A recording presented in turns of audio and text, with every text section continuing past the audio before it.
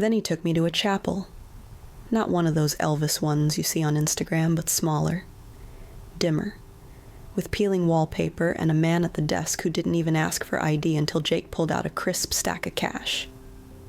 "Half now," Jake said. "Half after." My legs felt like they were moving without me as the man walked us through the paperwork. I signed my name, my real name, though a voice in my head screamed to use a fake one. Jake signed his. And then we were standing in front of a man in a suit who smelled like cologne and whiskey, telling us to hold hands. But right before he began the vows, Jake leaned close and whispered something that made my blood run cold. "Once this is done, you have to listen to everything I say. No questions, no hesitation." I almost pulled away, almost told the minister to stop. Therefore, I swallowed, my throat dry, and whispered back, "Why?" His eyes didn't waver. "Because the moment we leave here, things are going to move fast. And if you don't trust me completely, you won't make it out." Make it out. The words rattled in my chest like stones in a jar. The vows blurred in my ears.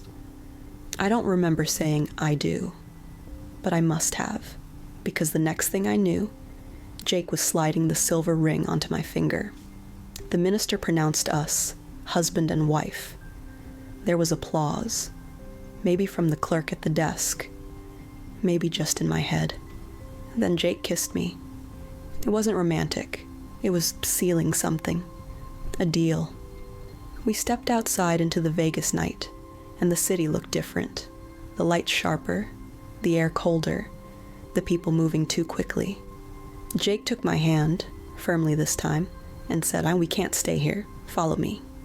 He led me down the strip, past casinos and bars, past people laughing and stumbling. We ducked into an alley where a black SUV idled.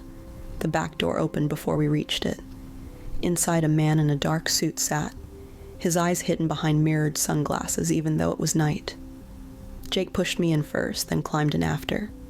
The door shut, and the car pulled away. No one said a word for the first few minutes.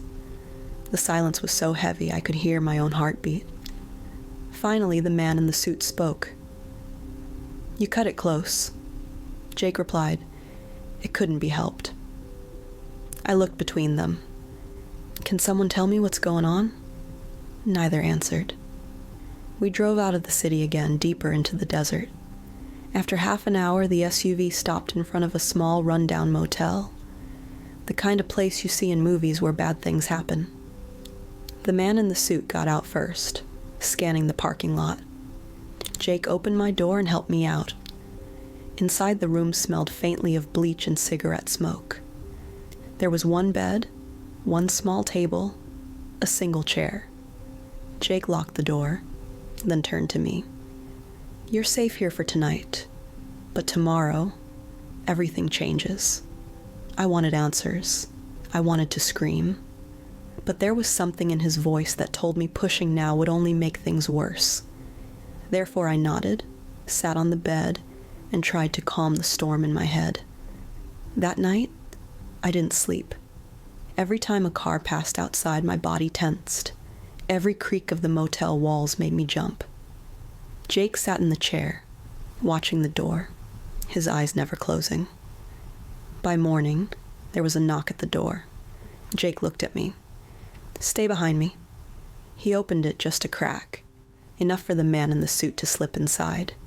He handed Jake a folder, thick, sealed shut, and said, "Everything you need is in here." Jake didn't open it, just tucked it under his arm and said, "We leave in 20 minutes. "Leave where?" I asked. Jake looked at me, and for the first time since I met him, his eyes softened. "To make sure you never have to look over your shoulder again." I wanted to believe him, but in the pit of my stomach, I knew that whatever came next, it was going to be dangerous. We checked out of the motel, got back in the SUV and drove. Hours passed. The desert gave way to empty highways, the occasional gas station, small towns that looked half abandoned. Every so often, Jake would glance at me, as if making sure I hadn't decided to run. Finally, as the sun dipped low, painting the sky in deep orange and purple, we stopped in front of a small house. It was plain, unremarkable, the kind of place you'd forget the moment you looked away. Jake turned to me. "This is where I tell you the truth. All of it. But once you hear it, there's no going back."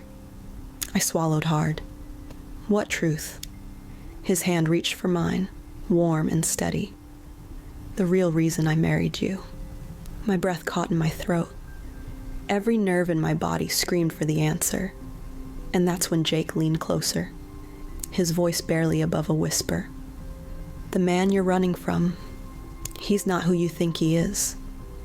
And neither am I." My heart thudded so loud I was sure he could hear it. "What do you mean?" I whispered back, my voice barely my own.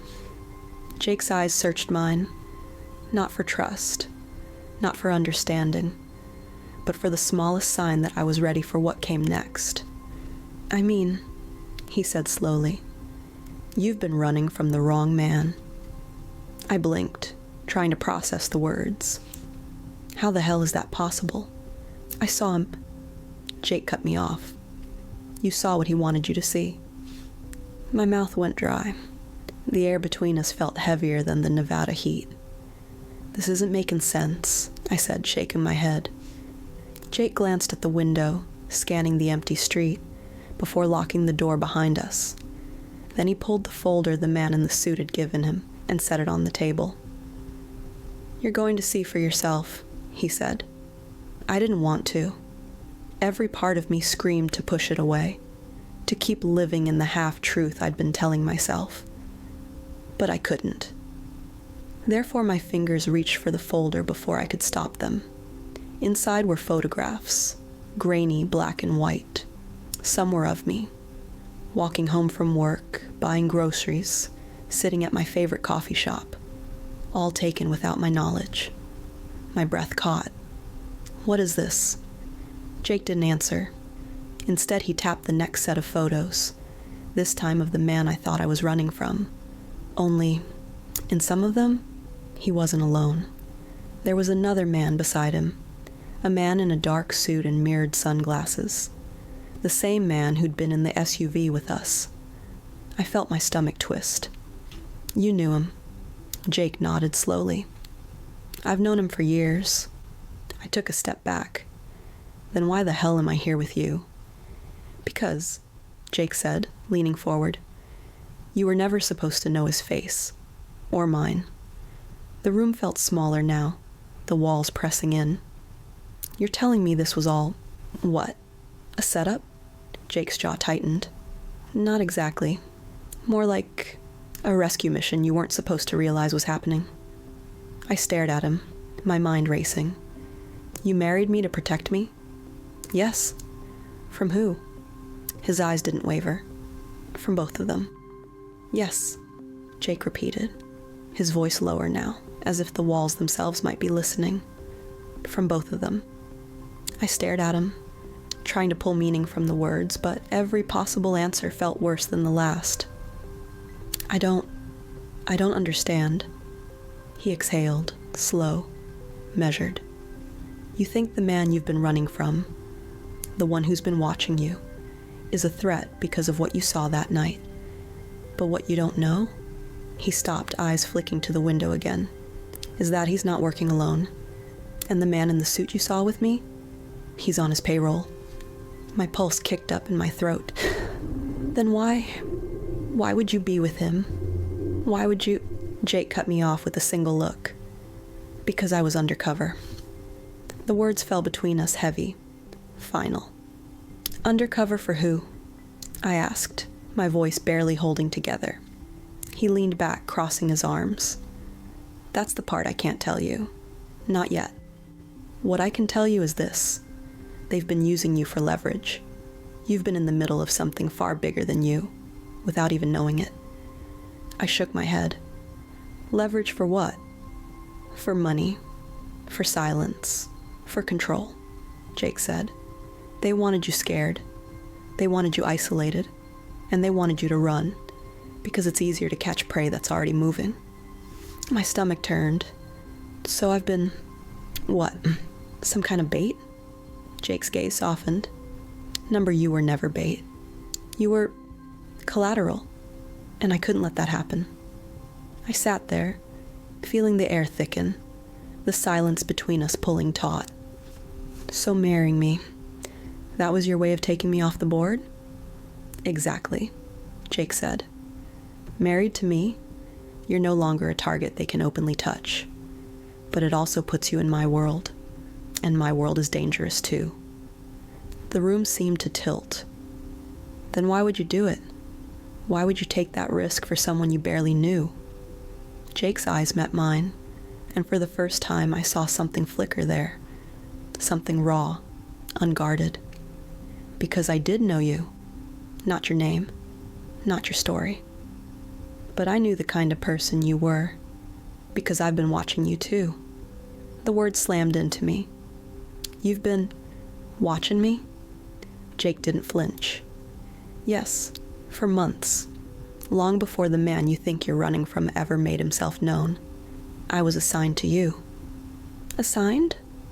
Thanks for watching until the end. This was only the beginning of a story that's about to get even darker.